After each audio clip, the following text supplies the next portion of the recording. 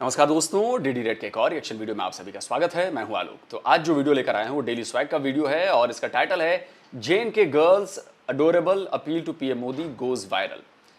तो एक काम करता हूं, इसके बारे में ज्यादा बताता नहीं हूं, पहले उस बच्ची की अपील जो बात वो पीएम मोदी से कहना चाह रही थी वो सुन लीजिए, उसके बाद आपको वीडियो समझ में आ जाएगा क्या है। सुनिए। अस्सलाम वालेकुम मोदी जी, कैसे हो आप? ठीक हो? मेरा नाम सीरत नाज है और मैं लोहाई मल्हार में रहती हूँ। मैंने ना आपको एक बात बोलनी है। मैं गवर्नमेंट हाई स्कूल लोहाई में पढ़ती हूँ। मुझे ना आपको एक बात बोलनी है। आप सबकी बात सुनते हो, आप मेरी भी बात सुनो। मोदी जी, ये हमारा स्कूल है।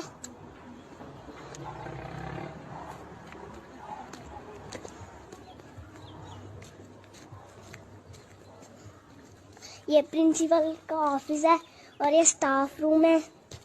देखो हमारा फर्श कितना गंदा हो चुका है, हमें यहाँ नीचे बिठाते हैं। प्लीज मोदी जी, आप अच्छा स्कूल बनवा दो ना। तो देखा आपने, बच्ची ने बेचारा वैलिड पॉइंट बच्ची ने उठाए हैं। बच्ची ने कहा है कि जी स्कूल में दिक्कत होती है, बैठने में दिक्कत होती है, चढ़ने में दिक्कत होती है, स्कूल की हालत ठीक नहीं है। तो मुझे लगता है कि पीएम मोदी ज़रूर इस पर ध्यान देंगे और अगर जो लोग मुझे सुन रहे हैं जो पहुंचा सकते हैं पीएम मोदी तक ये बात या पीएमओ तक ये बात पहुंचा सकते हैं, प्लीज़ आप उन्हें टैग करिए, पहुंचाइए कि भाई इस बच्चे की बात सुननी बहुत ज़्यादा ज़रूरी है और स्कूल को ठीक करना बहुत ज़्यादा ज़रूरी है। और इन जैसे जितने भी स्कूल हैं मुझे लगता है उन सबको ठीक करने की ज़रूरत है। तो चलिए देखते हैं कि पाकिस्तान के लोग जो हैं वो इस पर क्या कह रहे हैं। एक न्यूज़ देता चलो आपको। जम्मू कश्मीर के अंदर एक छोटी सी बच्ची जिसकी उम्र मुश्किल से 6-7 साल होगी, वो अपने मोबाइल उठाती है। मोबाइल उठाकर एक इल्तिजा करती है इंडिया की गवर्नमेंट से, नरेंद्र मोदी से। कहती है कि भाई आप तो हर एक की बात सुनते हो। आप इंडिया की गवर्नमेंट से नहीं मुजम्मिल भाई, अपनी गवर्नमेंट से। ये बहुत छोटी बात है लेकिन इस चीज़ को समझिए। आप लोग कितना भी कहेंगे लेकिन ये चीज़ आगे बढ़ेगी नहीं। उस बच्ची ने अपने पीएम से गुहार लगाई है, उस बच्ची ने अपने देश के पीएम से गुहार लगाई है, उस बच्ची ने अपनी सरकार से गुहार लगाई है। इंडिया के पीएम, इंडिया की सरकार इससे नहीं लगाई है। और ये चलेगा नहीं मुजम्मिल भाई, मैं बता रहा हूं आपको। इसलिए बता रहा हूं क्योंकि देखिए फैक्चुअली गलत है ना। तो फैक्चुअली मेरी हाथ जोड़ के गुजारिश है कि फैक्चुअली गलत बात आप ना बोलें। तो मुझे लगता है कि इसमें सबको अच्छा लगेगा अगर आप ऐसा करेंगे। तो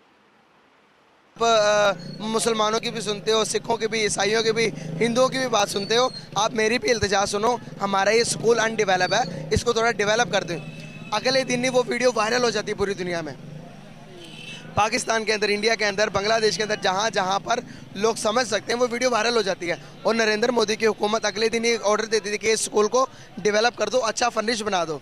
तो एक बच्चे की वो वहाँ पर बात सुनी जा रही है। तो यहाँ पर हमारे पॉलिटिशियन क्या कर रहे हैं? यहाँ पे तो सर अपने उल्लू ही सीधे कर रहे हैं मेरे ख्याल में सारे। अच्छा, ये मुझे पता नहीं है कि स्कूल को बनाने का आदेश जारी कर दिया गया। मुझे शायद मैंने खबर नहीं पढ़ी या मैं फॉलो नहीं कर पाया हूँ इसको, तो मुझे आप लोग माफ़ करिएगा। और अगर ऐसा है तो प्लीज़ कमेंट में वो लिंक या वो खबर ज़रूर मुझे बताइएगा क्या वाकई ऐसा हो गया है क्या, क्योंकि बहुत ज़रूरी है। अस्सलाम वालेकुम मोदी सर, कैसे हो आप? ठीक हो? मैं सीरत नाज हूँ और मैंने जो आपको वीडियो सेंड की थी ना, आपने हमारा स्कूल का काम शुरू करवा दिया और हमारा स्कूल भी नया बनवा रहे हो। और आपको मैं थैंक यू कहना चाहूँगी। Thank you Modi sir. आपको मैं फिर बड़ा वाला थैंक यू कहूँगी जब हमारे डेस्क भी आ जाएंगे, बेंचेस भी आ जाएंगे, मुझे टाट पे नहीं बैठना पड़ेगा और हमारी बिल्डिंग भी कंप्लीट हो जाएगी। फिर आपको मैं बड़ा थैंक यू कहूंगी। Bye Modi sir, love you. यार कोई अपने चक्कर में ही पड़ा हुआ है। तो क्या समझते हैं कि आने वाले टाइम के अंदर अगर इसी तरह रहे तो कैसे हालात होंगे? बस पाकिस्तान का जो नक्शा मेरे ख्याल में ख़त्म हो जाएगा। तो दोबारा से एक सवाल यहाँ पर ये पूछना चाहूँगा। इंडिया की मैं बात करूँ तो वो अपने सारे पड़ोसियों के साथ मिलकर काम करता है। और अगर बांग्लादेश के ताल्लुकात इंडिया के साथ अच्छे हैं, बांग्लादेश की अगर इकोनॉमी देखें कहाँ पर है। अगर अफगानिस्तान की बात करेंगे, अफगानिस्तान के अंदर इंडिया ने अपने बिलियन ऑफ डॉलर्स इन्वेस्टमेंट किए हुए हैं। क्या आपको नहीं लगता कि हर चीज़ भूलकर, मुसलमान तो बांग्लादेश के अंदर भी है, वो क्यों नहीं कश्मीर की बात करके उनके साथ जिद्दबाजियाँ लगाकर बैठ जाते? हम क्यों नहीं अपनी बातों को आगे बढ़ा पाते? रिलेशन को अच्छी तरह ठीक क्यों नहीं कर लेते? हम करने चाहिए नहीं? करने चाहिए। और जहाँ तक आपने कश्मीर की बात की है, मैं खुद कश्मीर से हूँ। तो कश्मीर के मसले पे जो पाकिस्तान है, ख़ासकर पाकिस्तान, ये बहुत ज़्यादा ढीला है। क्योंकि पाकिस्तान के जो कह रहे हैं उस सवाब राय से काम लेना चाहिए। पाकिस्तान ने उस वक्त तक तब ये काम कोई नहीं किया जब इंडिया के मकबूजा कश्मीर के अंदर, मकबूजा तो नहीं है, जो इंडिया के कब्ज़े में है, उसके अंदर जब 10% जो हिंदू थे तब वो थे। अब तो उन्हें अपने आइन की पामाली कर ली है, उसमें तकरीबन 47% हिंदू आ गए। तो अब क्या ये उस सवाब राय कहाँ से 47% हिंदू आ गए भाई? अबे किस दुनिया में हो मेरे भाई? इतना तो खुदा का खौफ खाओ भाई। रमज़ान का महीना चल रहा है, कहाँ 47% वहां पर हिंदू आ गए? ये मुमकिन भी है 47% वहां पर हिंदू आ जाएंगे? ये नामुमकिन है। करवाएंगे तो ये कहते हैं कि हम आज़ाद कश्मीर हमारी शहर है गया, तो ना मैं उसको आज़ाद कश्मीर समझता हूँ कि वो आज़ाद कश्मीर है जहाँ पे हम रहते हैं। वो पाकिस्तान के कब्ज़े में और दूसरा इंडिया के कब्ज़े में है। फिर इनके कुछ हालात, मेरे ख्याल में इंडिया जो है वो कश्मीर के साथ अच्छा सलूक कर रहा है। तो हम ये नहीं कहेंगे कि हम कश्मीर आज़ाद करवाएंगे, क्योंकि वो पेट्रोल 47 या 52 ले रहे हैं और हम यहाँ पे 282 ले रहे हैं, और हम उनसे गालियाँ नहीं खाना चाहेंगे यहाँ पे लाके। ज़बरदस्त गाइस, ये कश्मीरी की स्टेटमेंट थी, अब लोग के सामने है। तो मुझे पता नहीं था कि आप कश्मीरी हो। कश्मीर कौन सी जगह से हो? मैं डिस्ट्रिक्ट बाग से हूँ। अच्छा, बाग से हैं। मैं खुद कश्मीर विजिट करके आया हूँ, LOC पॉइंट तक गया हूँ, उससे आगे शारदा तक गया हूँ। मैं शारदा से आगे केल भी गया हूँ, केल भी विजिट करके आया हूँ। अभी सारी कवरेज की है, मैं आपको चैनल पे बताऊँगा, आप विजिट कर लेना। लेकिन कश्मीरी लोग चाहते क्या हैं बेसिकली? कश्मीरी लोगों का मुकफ़फ़ क्या है? अगर मैं बात करूँ इंडिया के कश्मीर की, जहाँ पर जिसे हम श्रीनगर कहते हैं, श्रीनगर के अंदर जो कि दुबई की कंपनी एक बहुत बड़ी इन्वेस्टमेंट करने जा रही है, सबसे बड़ा मॉल बनाने जा रही है। क्या लगता है कि पाकिस्तानी गवर्नमेंट आप लोगों को वो फैसिलिटीज़ दे रही है जो देनी चाहिए? यार वो तो बहुत बड़ी इन्वेस्टमेंट है। पाकिस्तानी गवर्नमेंट ने हमारे पास रेलवे स्टेशन तक नहीं दिया, हमारे पास रेल तक नहीं जाती, हमारे पास जो एयरपोर्ट है वो भी हमारे पास नहीं है कश्मीर का अपना। हम वहाँ से अगर बैरून मुल्क हमारे किसी आदमी ने जाना हो तो वो इस्लामाबाद या लाहौर में आता है। तो फिर पाकिस्तान के साथ रहना एक बेवकूफ़ी है। तो हम ज़्यादातर नेशनलिस्ट जो है, नेशनलिस्ट लोग हैं, मैं तो नहीं हूँ, लेकिन जो ज़्यादा नारा लगाते हैं वो खुद मुख्तारी का नारा लगाते हैं। खुद मुख्तारी का नारा? जी, खुद। अच्छी बात है, आप अगर खुद मुख्तारी चाहते हैं तो प्लीज़ पाकिस्तान से खुद मुख्तारी ले लीजिए। और उसके बाद भी अगर लगता है कि आपको इंडिया के साथ आ जाना चाहिए, या जो आप कह रहे हैं कि इंडियन कब्जे में आ जाना चाहिए, तो आपका स्वागत है। लेकिन ये भी देखना होगा कि आप जो भी ये बात कहता है ना, आप ये बताओ कि फ्यूचर क्या होगा। पाकिस्तान इंडिया से अलग हो गया 75 ईयर्स में, उसका क्या फ्यूचर रहा? न उसने बिजनेस कर पाया, न वो अपने लोगों को रोजगार दे पा रहा है, न अपने लोगों को आटा दे पा रहा है, न अपने लोगों को बिजली दे पा रहा है, न अपने लोगों को गैस दे पा रहा है, न कहीं पे उसकी मैन्युफैक्चरिंग यूनिट्स लगी हैं, न उसका दुनिया भर में नाम है, न उसका दुनिया भर में पहचान है।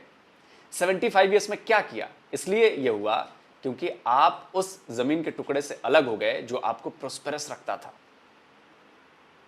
आप देख लीजिए, मतलब ये लुकी छुपी बात नहीं है ना। आप पाकिस्तान की हालत देखिए। अगर कल को आप मान लीजिए आज़ाद कश्मीर है, वो अलग हो जाता है बिल्कुल खुद मुख्तारी, और ये मैं मान लेता हूं कि दोनों ही कश्मीर मिल जाते हैं, अलग हो जाते हैं, अपनी एक अलग अपना मुल्क बना लेते हैं, तो आपको पाकिस्तान की तरह बनने में 75 ईयर्स नहीं लगेंगे।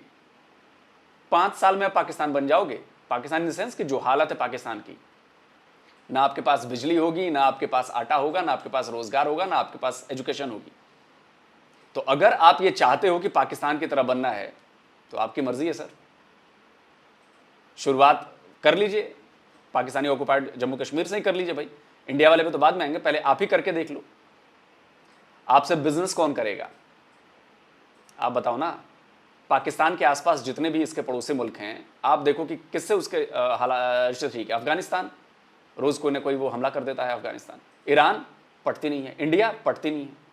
ले दे के बचा है चाइना, तो चाइना चूस रहा है, चाइना लूट रहा है। तो आप सरवाइव कैसे करोगे ये बताओ? ना आपके पास बिजनेस, ना आपके पास मैन्युफैक्चरिंग सेक्टर्स, ना आपके पास रोजगार के अवसर, ना आपके पास एजुकेशन। सरवाइव कैसे करोगे? खाओगे कहां से? पैसे कहां से लाओगे? क्या पाकिस्तानियों की तरह भीख मांगोगे फिर से? सोचो कभी इस बात पर, ये सोचो। और ये बात हर कोई किसी को सोचना चाहिए जो कहता है कि जी हम तो जी अलग ले लेंगे, हम आजाद हो जाएंगे। करोगे क्या उसके बाद? कंट्री चलाने के लिए पैसे चाहते हैं जनाब, कंट्री चलाने के लिए रोजगार चाहते हैं जनाब, ठीक से रहने के लिए बिजली पैदा करनी पड़ेगी ना, खाने के लिए आपको एग्रीकल्चर लैंड भी तो होनी चाहिए ना। कहां से करोगे, ये भी तो सोचिए।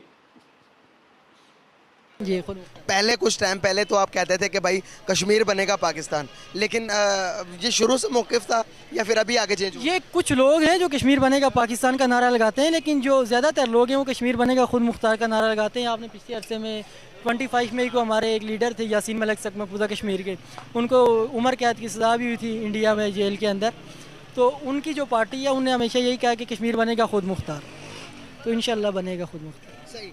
जहाँ पर अब दोबारा अपने सवाल के ऊपर आऊँगा, जो एक इंडिया की हुकूमत एक बच्ची की आवाज़ सुनकर उस स्कूल को डेवलप कर लिया है नरेंद्र मोदी की हुकूमत ने, क्या कहना चाहेंगे? क्या अभी मौजूदा जो सिनेरियो चल रहे हैं पाकिस्तान के अंदर, कितने बच्चे रो रहे हैं, क्या हालात है, क्या काम सही चल रहा, क्या नहीं चल रहा? क्या पाकिस्तान की गवर्नमेंट सुन रही है जिस तरह की इंडिया की गवर्नमेंट अपनी आवाम की सुन रही है, जम्मू एंड कश्मीर की आवाम की सुन रही है? बच्चे की आवाज़ सुनकर पूरे इलाके को डेवलप कर दिया। क्या पाकिस्तान के अंदर जितने हालात, अगर हमारे इंडिया के साथ ताल्लुकात अच्छे होते तो क्या हम इल्तिजा करते, इंडिया हमारी हेल्प ना करता? करता ज़रूर करता, इंडिया तो करता। जब उन्होंने एक बच्ची की आवाज़ पे स्कूल को डेवलप कर दिया तो वो ज़रूर हमारी भी मदद करता। तो पाकिस्तान में अगर कश्मीर तो दूर की बात है, पाकिस्तान के अपने सूबे जो चाह रहे हैं, बलोचिस्तान के अंदर आपके सामने हालात हैं, सिंध के अंदर आपके सामने, उनको वहाँ उनको पूरे हुकूक दे दें, बड़ी बात है। हम तो खैर दूर की तीसरी पार्टी है, वो बाद में देखेंगे। सही हो गया भाई। फ्यूचर में क्या मैसेज देना चाहेंगे हमारे ऑडियंस को, एक कश्मीरी होते हुए, एक पाकिस्तानी होते हुए, पाकिस्तान के अंदर रह रहे हैं, मैं तो कहूँगा कश्मीरी हैं, तो क्या मैसेज देना चाहेंगे? मैं ये कहूँगा कि अगर आप कश्मीर शहर अगर हमारी ये नारा लगाते हैं तो फिर अमली तौर पे उसको करके भी दिखाएं। ये तकरीबन 70 साल से पता नहीं ज़िंदा खड़े हैं हमारे साथ या मुर्दा खड़े हैं, तो अगर इस तरह ही खड़ा रहना है तो आप ये शहर का नारा लगाना छोड़ दें। बहुत शुक्रिया गाइस, आपने जानी एक पाकिस्तानी कश्मीर। तो गाइस आप लोगों ने जानी, आप लोगों को कैसे लगा कमेंट बॉक्स में ज़रूर बताएं। बहुत शुक्रिया आपका। रूक आज़ाद। सर क्या करते हैं? मैं बिज़नेस करता हूँ माल पर। ज़बरदस्त हो गया सर। मौजूदा सिनेरियोज़ के ऊपर थोड़ी सी डिस्कस करना चाहूँगा आपसे, बातचीत करना चाहूँगा। क्या गरीब आदमी का इस हालात के ऊपर गुजारा हो सकता है? बिल्कुल गुजारा नहीं हो रहा। गरीब आदमी जो है बहुत सफ़र कर रहा है, महंगाई जो अपने इंतहा पर है, अरूज पर है, और हुकूमत को बिल्कुल महंगाई से कुछ जैसे लगता है गर्ज ही नहीं है। हुकूमत के इजलास होते हैं ऐवानों में, और वहाँ पे वो सिर्फ सियासी डिप्लोमेसी और सियासी कशमकश और एक दूसरे को नीचा दिखाने की जो कशमकश है उसमें कहीं ना कहीं आपको नहीं लगता कि हम भी जिम्मेदार हैं? इतनी महंगाई हुई है, लोग कहीं पर आपको प्रोटेस्ट करते हुए नज़र आ रहे हैं? नहीं, वो पाकिस्तान में तो कभी प्रोटेस्ट महंगाई के खिलाफ आज तक हुआ ही नहीं। क्यों सर? वो इसलिए नहीं कि जो गरीब आदमी जो सफ़र कर रहा है ना, उसके पास अगर वो प्रोटेस्ट के लिए निकले ना तो वो उस दूसरे दिन उसके बच्चों के लिए सुबह शायद खाना भी ना हो। सर क्यों? वो इसलिए कि उसके पास इतना सेविंग्स ही नहीं है कि वो 1-2 दिन प्रोटेस्ट करे। और वो मतलब है ना, आप तो ये है कि मुल्क की 70% 60% आबादी जो है वो दिन को कमाती है, तो फिर दूसरे दिन का नाश्ता सुबह लेके जाती है। और इसके साथ ये बात बिल्कुल सही है। ये बात इसलिए सही है क्योंकि पाकिस्तान के एक ठीक ठाक इकोनॉमिस्ट हैं, बहुत बड़े इकोनॉमिस्ट हैं, उन्होंने एक पॉडकास्ट किया था और इस पॉडकास्ट में उन्होंने ये बताया था पॉडकास्ट में कि भाई जो पाकिस्तान है इसकी 70% आवाम गरीब हो चुकी है। 70% मतलब इससे ज़्यादा ही थोड़ा। सुनिए। पॉवर्टी लाइन से नीचे जो हैं वो अबाउट 35% है ऑफिशियली, ठीक है। उसके ऊपर भी आगे 35% जो है वो गरीब हैं। वहाँ क्राइसिस आया है फ्लड्स की वजह से। पहले वो बनाते थे और खा लेते थे, अब वो भी डूबे हुए हैं। तो वो टोटल को 12 मिलियन लोग हैं जिनके लिए आपको अनाज चाहिए, खाना चाहिए। इसके ऊपर ये 70-75% लोग तो आपकी पॉपुलेशन ये है जिसका हाल कभी भी ठीक नहीं होगा क्योंकि आपने स्ट्रेटजी नहीं है, कोई इकोनॉमिक पॉलिसी नहीं है इनको modern capitalist ways of doing things में लाने की। सुन लिया आपने? तो जो ये बात कहते हैं ना पब्लिक रिएक्शन में, मैंने बहुत सारे लोगों को सुना है कहते हुए कि जी पाकिस्तान की आवाम जो है वो अमीर है, सरकार गरीब है, और इंडिया की जो सरकार है वो अमीर है, आवाम गरीब है। तो ये झूठा प्रोपेगेंडा, फेक सब कुछ है। ये असलियत यही है जो इन साहब ने बात कही। 70% प्लस लोग आपके यहाँ के गरीब हो चुके हैं, नहीं तो आज भी क्यों मांग रहे हैं दुनिया भर में IMF से $1 बिलियन के लिए। तरस गए हैं भाई साहब, एड़ियाँ तक रगड़ ली लेकिन अभी तक मिला नहीं। कदर मफलूज कर दिया गया। ये किया गया है, ये तो एक सिस्टमेटिकली पाकिस्तान को इस तरह गरीब किया गया है। मैं आपको इसमें पंजाबी की मिसाल देता हूँ कि एक चौधरी था देहात का और एक छोटा ज़मींदार था। तो उसने जुए की लत डाली और वो जब जुआ हारता था ना तो कहता हो पैसे की कोई गल नहीं, ए लै पैड़ पैसे की तेन कहती ए घुग्गी मार दे तो पैसे ले लै। आखिर वो घुग्गी मारते मारते सारी ज़मीनें उसने हथिया ली। वो हमारे साथ जो है ना ये जो बड़ी ताकतें उन्होंने यही किया। और हमारे जो बीच में कुछ इदारे हैं ना और कुछ सियासतदान, वो इसमें उन्होंने दलाल का किरदार अदा किया। सर क्या हम सो रहे हैं? हाँ जी बिल्कुल, कौम जो है अब क्या करे, सोए नहीं तो क्या करे। जो बेसिक जो टॉपिक है उसके ऊपर आऊँगा मैं अभी। जम्मू कश्मीर के अंदर जो इंडिया के पास जो कश्मीर है सर, वहाँ पर एक छोटी सी बच्ची उठती है, उठकर मोबाइल पकड़ती है, मोबाइल पकड़ के एक व्लॉग टाइप की एक वीडियो बनाती है। वीडियो में बताती है कि भाई जो इंडिया की गवर्नमेंट है, मौजूदा गवर्नमेंट नरेंद्र मोदी को मुखातिब करते हुए कहती है कि जनाब आप तो पूरी दुनिया की बात सुनते हैं, आप तो पूरे इंडियंस की बात सुनते हैं, आपकी दौरे हुकूमत में इंडिया 5वीं बड़ी मईशत बन गया, आपने इतनी सबकी बात सुनी, आप मेरी भी इल्तिजा सुने, मेरे कश्मीर के अंदर ये मेरा स्कूल है ये डेवलप नहीं, इसको थोड़ा डेवलप कर दें। ये वीडियो पूरी दुनिया के अंदर वायरल होती है और अगले दिन ही नोटिस लेते हैं इसके ऊपर इंडिया की गवर्नमेंट नरेंद्र मोदी और उस स्कूल को डेवलप कर देते हैं। मैं यहाँ पर बात ये करना चाह रहा हूँ, एक बच्ची की आवाज़ सुनकर जहाँ पर इंडिया की गवर्नमेंट ने इतना बड़ा स्टेप लिया, पाकिस्तान के ये हालात है, यहाँ पर क्या हो रहा है? पाकिस्तान में तो आप सिसकियाँ आहें और मैं बता नहीं सकता कि लोगों के साथ क्या क्या होता है, लेकिन उनकी कोई सुनवाई नहीं है। भारत में जमहूरियत है, जिस तरह की भी है जमहूरियत है। पाकिस्तान में नाम नहाद फरसूदा निज़ाम जमहूरियत है। ये फरसूदा निज़ाम हुकूमत, फरसूदा जमहूरियत ये चल नहीं सकती, ये एक दिन कोलैप्स होनी है। अगर पाकिस्तान के लोगों ने, अनाने इक़्तिदार के लोगों ने इसका नोटिस ना लिया तो ये शायद खुद ये कर रहे हैं। मुझे तो ऐसा हम मतलब हम आज़ाद कब हुए हैं पहले मुझे बताएं। 47 में हमें आज़ादी नहीं मिली थी, इंतकाल इक़्तिदार हुआ था, हम कभी भी नहीं। उसके बाद आप देखें ना कि जब पाकिस्तान बना था तो जो हलफ उठाए गए थे वो ताज बरतानिया की वफादारी का हलफ था 1947 में कि हम। और उसके बाद अभी देख लें, आज की बात मैं बताता हूँ आपको कि मैं चूँकि मेरा तल्लुक़ भी कश्मीर से है तो मैं आपको ये बात बताता हूँ कि कश्मीर के मामले पर जो बरतानवी वफद था उसको और मीडिया उसको यकीन दहानी कराई हुकूमत ने भी और अपोजिशन ने भी कि हम कश्मीर का नाम लेना, शायद इतनी बड़ी बात कि नाम लेना भी छोड़ देंगे, इक़्तिदार हमें दो या हमें दो। तो कश्मीर तो यहाँ पे हमेशा से जो है ना एक इक़्तिदार के लिए सीढ़ी बना रहा है। तो देखें कि यहाँ आप बात करते हैं, यहाँ पे अब कश्मीर में देख लें, जो हमारा जो आज़ाद कश्मीर है, इक़्तिदार की जंग, पैसों से लोग ख़रीदे जा रहे हैं। मुझे ख़ुद पता है, मैं एक आपको बताऊं कि मैंने बैरिस्टर सुल्तान महमूद साहब के साथ काम किया। मैं 19वीं ग्रेड में एज ए डायरेक्टर था। और मैं आज एक आपको बात बताता हूं कि बैरिस्टर सुल्तान महमूद के वज़ीर आज़म बनने में भी मैं शामिल था, क्योंकि कुछ लोग, हम चंद 3-4 लोग, हम इस रावलपिंडी में इक़्तिदार के मंबा वहाँ पहुँचे थे और वहाँ पे ये तय हुआ था कि 2 साल के बाद अब वज़ीर आज़म होंगे। और वो उसके बाद मेरे ही ज़िम्मे ये कुरा फ़ाल निकला था। मैंने मरी चिनार होटल में खालिक हॉल में एक इजलास बुलाया था और उसमें मैंने लोगों को बता दिया कि ये होगा। और वहाँ पे हमारी जो उस वक्त वो जमात जो थी, वो लिबरेशन लीग थी, वो पीपल्स पार्टी में जम होगी। और उसके बाद 2 साल के बाद वो वज़ीर आज़म थे और मैं जो है ना डायरेक्टर था 19वें ग्रेड में। बस ये चीज़ें पहले तय हो जाती, पहले ही तय होती हैं। और मैं यही कहता हूँ कि अब नहीं तय हो रही।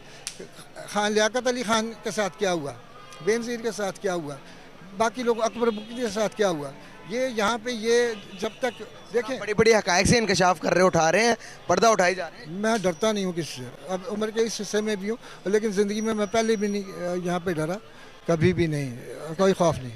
खुल के बताइएगा कि फैसिलिटीज़ अब कौन से कश्मीर को ज़्यादा मिल रही है, जो इंडिया के पास है वो या जो हमारे पास है वो? नहीं, फैसिलिटीज़ तो उधर वाले कश्मीर को उन्होंने जो सब्सिडीज़ देते हैं कश्मीरियों के लिए वो बहुत ज़्यादा।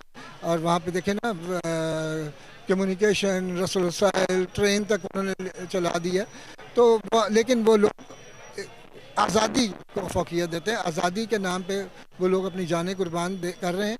और मैं आपको बताऊं, सैयद अली शाह गिलानी साहब से, पाकिस्तानी जर्नलिस्ट से कुछ उन्होंने सवाल पूछा था कि गिलानी साहब आप क्या चाहते हैं कि पाकिस्तान आपके लिए क्या करे।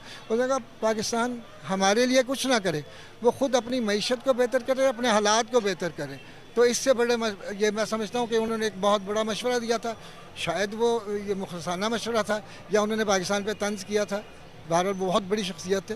तो मैं समझता हूँ कि पाकिस्तान अगर ताकतवर हो जाएगा तो फिर कश्मीर का भी कोई मसला नहीं रहेगा। अस्सलाम वालेकुम। जी वालेकुम अस्सलाम। नाम आप? आरिफ खान मेरा नाम है जी। क्या करते हैं? मेरा सब ब्रांड है ये कॉबलर शूज़ अल्हम्दुलिल्लाह। माशाल्लाह, वेरी नाइस। तो सर क्या हालात चल रहे हैं आपका? तो माशाल्लाह से अच्छा सा गुजारा हो रहा होगा, लेकिन आपके पास कस्टमर भी तो आते होंगे, आपके इर्द गिर्द रिलेटिव भी तो ऐसे होंगे कि जिनका कैसे गुजारा होता होगा आज के इस टाइम के अंदर, थोड़ा सा गाइड कीजिए। जी भाई, गुड नेम आपका? मुजम्मिल कुरैशी। मुजम्मिल भाई, अल्हम्दुलिल्लाह पाक का बहुत शुक्र है। रोज़ी अल्लाह दे रहा है, मायूसी तो गुनाह है, रोज़ी अल्लाह ताला बहुत अच्छी दे रहा है। लेकिन मुझे बिज़नेस करते हुए तकरीबन 20 साल हो गए हैं। 20 साल की तारीख में मैंने ऐसी ईद आज तक नहीं देखी। वजह? स्लो काम, कोई कारोबार नहीं है, बिल्कुल कारोबार नहीं है, स्लो है बिल्कुल। क्या समझते हैं कि इस स्लो होने के पीछे क्या वजूहत लगती है? हुकूमत की वजह से। अगर हुकूमत आज स्टेबल हो जाए तो हालात बेहतर हो जाएंगे। और छोटा सी एक इल्तिजा लेकर, एक वीडियो लेकर आपके सामने हाजिर हुआ हूँ। एक छोटी सी बच्ची है जिसकी वीडियो पूरे दुनिया में वायरल हुई है, और वो बच्ची है इंडियन जम्मू कश्मीर से। मैं आपसे एक बताना चाहूँगा कि मशहूर होने के पीछे वजह क्या है। छोटी सी बच्ची होगी, कोई 6 से 7 साल की बच्ची, मोबाइल उठाती है, व्लॉगिंग करती है। व्लॉगिंग करते हुए कहती है कि नरेंद्र मोदी जी, आप तो पूरी दुनिया की बातें सुनते हो, हर एक की बात सुनते हो, हमारी भी एक इल्तिजा है कि ये मेरा स्कूल है कि अनडेवलप है, इसको थोड़ा डेवलप कर दो। वो वीडियो इतनी वायरल हो जाती है कि वो स्कूल के अंदर वो अगले दिन ही खबर आती है कि नरेंद्र मोदी साहब खुद बयान देते हैं कि भाई इस स्कूल को डेवलप करके बड़ा तामीर किया जाए। क्या समझते हैं कि ये कैसा इनिशिएटिव है इंसानों के लिए और जम्मू कश्मीर के लिए? बहुत अच्छा है ये तो। मतलब उसने जो इकदाम उठाया वो बहुत अच्छा उठाया, ऐसे ही होना चाहिए। तो लेकिन हमारे जो हुक्मरान हैं वो तो सोए हुए हैं। अगर हम यहाँ चीखे भी मारते हैं, एहतजाज भी करते हैं, तो हमारी तो कोई नहीं सुनता। अगर यहाँ भी ऐसा हो जाए तो मेरे ख्याल में बहुत अच्छा हो जाए। सर एक जो र्यूमर बना हुआ पाकिस्तान के अंदर जो कहते हैं कि जम्मू और कश्मीर के हालात ठीक नहीं है, उनके बारे में क्या कहना चाहेंगे? सर इस वक्त तो हमारे पाकिस्तान के अपने हालात ख़राब किए हैं, उसको जम्मू कश्मीर बनाया है इन्होंने। आपने ज़मान पार्क में देखा क्या हुआ है। तो पाकिस्तान के अपने हालात ठीक नहीं, तो मैं जम्मू कश्मीर की आपका क्या बात करूँ। मैं तो उसके बारे में आपको कोई बयान नहीं दे सकता। क्या लगता है कि आपको ये जो हमारे मुल्क के हालात ख़राब हैं इसको ठीक कैसे किया जा सकता है, और आने वाले टाइम के अंदर में क्या इकदाम करने चाहिए? मुजम्मिल भाई, इलेक्शन करा दें, इसका सीधा सीधा हाल है इलेक्शन। आज इलेक्शन होते हैं तो इंशाअल्लाह मुल्क के हालात ज़्यादा नहीं, 90 डेज़ के अंदर हर चीज़ बेहतर हो जाएगी। इमरान खान के दौर में हम इतने खुशहाल थे कि मैं आपको बता नहीं सकता। अल्हम्दुलिल्लाह इतना बिज़नेस था हमारा। आज बिज़नेस तो वही है, लेकिन आज हालात बिल्कुल ख़राब हैं, कस्टमर है नहीं बाज़ार में। एक ना आप प्रोफेशनल इंसान हैं, आपका एक बिज़नेस है, बिज़नेस माइंड के थ्रू मैं आपके सवाल पूछना चाहूँगा कि एक अगर हम अपने पड़ोसी के साथ, आज अगर इंडिया की बात करें, इंडिया के रिलेशन जिन जिन मुल्कों के साथ है वो मुल्क तरक्की याफ्ता बन चुके हैं। अफ़गानिस्तान की बात करें, पाकिस्तान ज़्यादा उनकी इकोनॉमी स्ट्रॉन्ग है। अगर आप बात करेंगे बांग्लादेश की, बांग्लादेश इंडिया के साथ ट्रेड करके, उनके साथ लेन देन करके आज स्ट्रॉन्ग बनता जा रहा है। अगर मैं बात करूँ यहाँ पर इस छोटी सी बच्ची की, जो मैंने आपको बात बताई है, जहाँ पर इंडिया की गवर्नमेंट इस छोटी सी बच्ची की बात सुन सकता है, वहाँ पर पाकिस्तान के जो हालात ख़राब है, अगर हमारे तल्लुकात इंडिया के साथ अच्छे होते तो क्या आज इंडिया हमारी हेल्प ना करता, हमारी मदद ना करता? ज़रूर करता। इंडिया के साथ जब हमारा कारोबार था वाघा बॉर्डर के थ्रू, तो हम बहुत खुशहाल थे। मतलब ट्रकों के ट्रक उनके आते थे, ट्रकों के ट्रक हमारे जाते थे, बहुत अच्छा बिज़नेस था। अगर बिज़नेस खुल जाए आज भी तो हालात बेहतर होने में कोई देर नहीं लगेगी। बस ज़्यादा से ज़्यादा 1 महीने की बात है। फैसलाबाद के 4 ताजर, जिनमें मेरे कज़न भी शामिल हैं, उन्होंने कहा कि 4 ताजर जितना कर्जा पाकिस्तान का हम उतार सकते हैं, हमें सिर्फ 1 साल काम करने देगी हुकूमत, सिर्फ 1 ईयर। इतनी लंबी बात नहीं है। तो अगर काम करने दिया जाए तो मेरे ख्याल में हर चीज़ बेहतर हो जाए।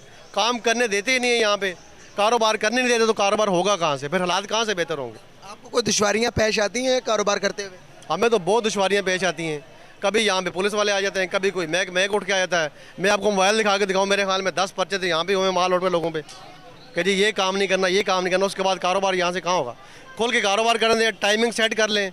1 बजे यहाँ पे बंदे आ जाते हैं, जी दुकानें बंद करें। ईद के दिन है, 3 दिन है यार, कम से कम में कारोबार करने दें।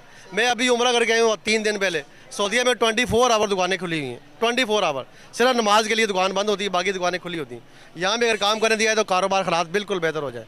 कारोबार करने नहीं दिया जा रहा है यहाँ पे, असल वजह ये है। इसके पीछे क्या लगता है, कोई साजिश है या हम आगे बढ़ते हुए कोई रोका जा रहा है, क्या वजह? यार हुकूमत की वजह है सारी। अगर हुकूमत आज ठीक हो जाए, मतलब इलेक्शन कराई है हुकूमत तो हालात इंशाअल्लाह बेहतर हो जाएंगे। अब पता नहीं, साजिश कोई नहीं है, ये आपकी मेंटलिटी है, काम नहीं करने वाली मेंटालिटी। इसका सबसे ताज़ा एग्जाम्पल मुजम्मिल भाई वो चाइनीज बंदा है जिसको ब्लास्फेमी के आरोप में पकड़ लिया गया है। अल जजीरा ने रिपोर्ट किया कि प्रॉब्लम क्या हुई। प्रॉब्लम ये हुई कि नमाज पढ़ने के चक्कर में उसकी आड़ लेकर लोग काम में कटौती करने लगे। तो भाई 1 दिन 2 दिन 4 दिन 5 दिन कब तक बर्दाश्त करें, क्योंकि काम का नुकसान हो रहा था। और काम पाकिस्तान में बैठा वो चाइनीज किसके लिए कर रहा था? पाकिस्तान के लिए कर रहा था। उसने ये सवाल उठा दिया, उसने बोला कि भाई ऐसे नहीं चलेगा, काम के लिए आपको प्रायोरिटी तय करनी पड़ेगी, थोड़ा कम करो ये सब, नमाज वमाज जाओ पढ़िए और वापस आइए फौरन। उस पर भीड़ ने साजिश रची और चाइनीज को बोल दिया कि जी ब्लास्फेमी, इसने तो जी ईश निंदा कर दी, नबी का अपमान कर दिया इसने, इस्लाम का अपमान कर दिया इसने। हुजूम भिड़ गई।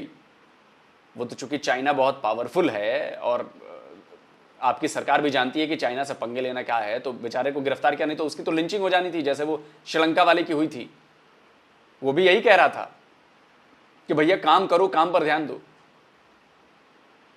तो आपकी मेंटालिटी ही ऐसी नहीं है काम करने वाली। और जैसे ही आपको लगता है कि ओ ये तो मेरी चोरी पकड़ी जा रही है, मुझे काम करने लगा जा रहा है, जी फौरन इस्लाम का कार्ड ले आओ, फौरन मजहबी कार्ड ले आओ, हो गया जी काम। अब फिर कोई इसके खिलाफ बोलना ही नहीं है, बोलेगा ही नहीं कोई। यही हुआ आपके यहाँ।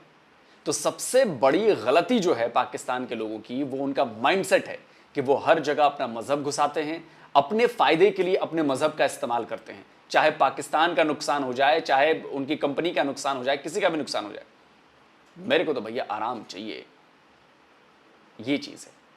तो जब तक आप अपनी मेंटालिटी चेंज नहीं करेंगे तब तक ही नहीं होगा। और ये मेंटालिटी इंडिया में कब की चेंज हो चुकी है, हम काम पर ज़्यादा फोकस करते हैं। और अगर उस बच्ची ने गुहार लगाई है अपने पीएम से, अपने देश के पीएम से, अपनी सरकार से, तो बिल्कुल ये उसका राइट है। अगर मुझे कोई कमी है तो मेरा ये राइट है कि मैं आवाज़ उठाऊं। और अगर उस पर कार्रवाई हुई है तो ये बहुत और उससे अच्छी बात है, और क्या चाहिए। लेकिन पाकिस्तान के लोग कभी सीखेंगे नहीं, 75 ईयर्स में ना सीख पाए, तो इसीलिए आज हालत ये है। अगर थोड़ा बहुत भी सीख लेते, 10%, 15%, 20% भी सीख लेते, तो आज पाकिस्तान को जो भिखारिस्तान कहा जाता है वो शायद न कहा जाता होता। तो जल्द मिलता हूं एक और नए वीडियो के साथ। नमस्कार, जय हिंद।